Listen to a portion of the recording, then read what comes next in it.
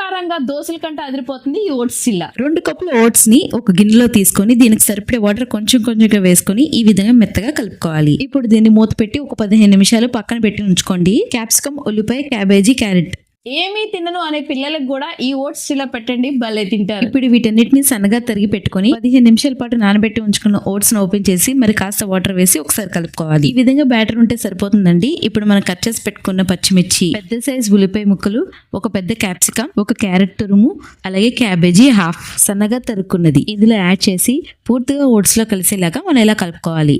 ఒక లైక్ చేయండి. ఈ ఓట్స్ చిల్లలో అసలైన సీక్రెట్ ఇదే. 50 గ్రాముల శనగపిండి ఇందులో యాడ్ చేసి సరిపడే వాటర్ వేసి ఈ విధంగా కలుపుకోవాలి.